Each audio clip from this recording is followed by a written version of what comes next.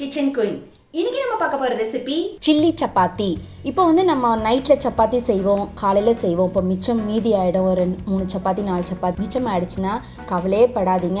இந்த மாதிரி சில்லி சப்பாத்தி செஞ்சு நீங்கள் அது பிரேக்ஃபாஸ்ட் ஆகவோ இல்லை டின்னர் ஆகவோ நீங்கள் சாப்பிட்டுக்கலாம். இந்த வீடியோவை கடைசி வரைக்கும் ஸ்கிப் பண்ணாமல் பார்த்தா தான் இது எப்படி செய்யறதுன்றது உங்களுக்கு நல்லாவே புரியும். இப்போ இதை எப்படி செய்யறதுன்னு பார்க்கலாம். அதுக்கு முன்னாடி இந்த வீடியோ உங்களுக்கு பிடிச்சிருந்ததுன்னா என்னுடைய சேனலை சப்ஸ்கிரைப் பண்ணுங்கள், லைக் பண்ணுங்கள், கமெண்ட் பண்ணுங்கள். இப்போ இதை எப்படி செய்யறதுன்னு பார்க்கலாம்.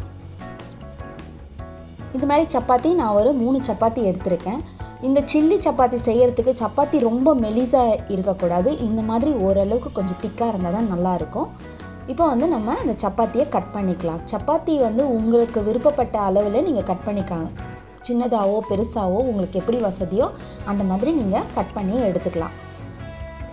நான் இந்த மாதிரி சப்பாத்தி இந்த சைஸில் நான் ஸ்கொயராக கட் பண்ணி எடுத்துட்டேன். நீங்கள் சிசர்ஸ் வச்சு கூட நீங்கள் கட் பண்ணிக்கலாம். கத்தி வச்சு தான் கட் பண்ணணும் கிடையாது. சிசர் இருந்தாலும் நீங்கள் கட் பண்ணிக்கலாம். இந்த மாதிரி சப்பாத்தியை நீங்கள் கட் பண்ணி வச்சுக்கலாம். பாருங்கள், சப்பாத்தியெல்லாம் கட் பண்ணி வச்சாச்சு.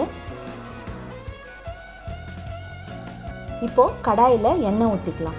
எண்ணெய் இதுக்கு கொஞ்சம் தாராளமாக தான் ஊற்றணும். ஏன்னா அப்போ தான் சப்பாத்தி நல்லா ஃப்ரை ஆகி நல்லா மொறுமொறுன்னு இருக்கும் சாப்பிட்றதுக்கு. எண்ணெய் நல்லா காஞ்சதும் கடுகு உளுத்தம் பருப்பு போட்டுக்கோங்க. கடுகு நல்லா பொரிஞ்சதும் இஞ்சி பொடி பொடியாக நறுக்குன இஞ்சி 2 ஸ்பூன் எடுத்திருக்கேன் நான். இஞ்சி நல்லா வதங்கட்டும். நம்ம இஞ்சி பொடி பொடியாக கட் பண்ணணும்னு இல்லை, நீங்கள் தட்டி எடுத்துக்கிட்டாலும் பரவாயில்ல, இல்லை கிரேட் பண்ணி எடுத்துக்கிட்டாலும் பரவாயில்ல.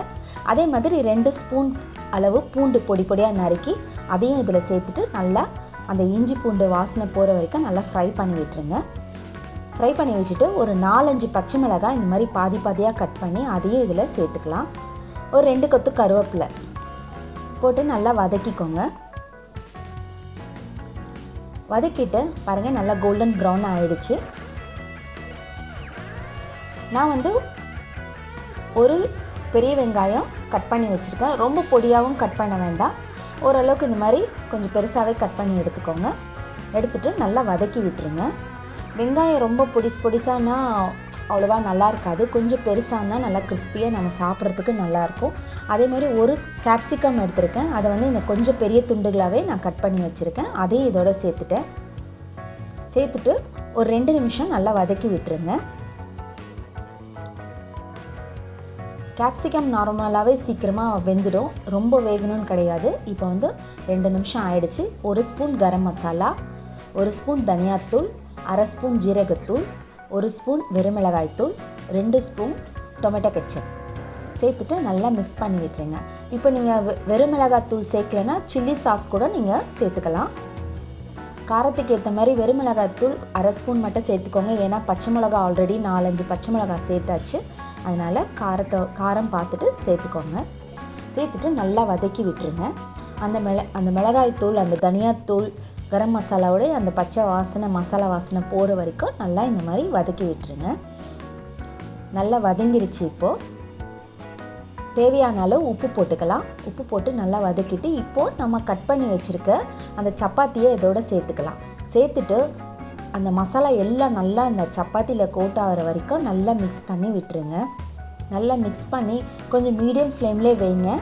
ரொம்ப ஹை ஃப்ளேமில் வச்சுன்னா சீக்கிரமாக தீஞ்சு போயிடும். அதனால் மீடியம் ஃப்ளேமில் வச்சு நல்லா பரட்டி எடுத்துக்கோங்க. பாருங்கள், எல்லா பக்கமும் மசாலா நல்லா கோட்டாகி சப்பாத்தியும் நல்லா கிறிஸ்பியாக ரெடி ஆகிடுச்சு. பாருங்கள், அவ்வளோதாங்க, நம்மளுடைய சில்லி சப்பாத்தி சூப்பராக யம்மியாக ரெடி ஆகிடுச்சு. நீங்களும் இதை உங்கள் வீட்டில் செஞ்சு பாருங்கள். உங்களுடைய ஃபீட்பேக்கை என்னுடைய கமெண்ட் பாக்ஸில் போடுங்க. இந்த வீடியோ உங்களுக்கு பிடிச்சிருந்துன்னா என்னுடைய சேனல் சப்ஸ்கிரைப் பண்ணுங்கள். மறக்காமல் பக்கத்தில் இருக்க பெல் பட்டனை கிளிக் பண்ணுங்கள். அப்போ தான் நான் போடுற ஒவ்வொரு வீடியோவும் உங்களை சேரும். என்னங்க, ரெசிபி பார்த்தீங்களா? பிடிச்சிருந்ததா? சூப்பராக இருந்துச்சா? உங்கள் எல்லாருக்கும் ஒரு சின்ன ரெக்வெஸ்ட். அது என்னென்னா, என்னுடைய பேஜை லைக் பண்ணுங்கள், கமெண்ட் பண்ணுங்கள், ஷேர் பண்ணுங்கள். மீண்டும் உங்களை அடுத்த ரெசிபியில் சந்திக்கிறேன். Until then, bye.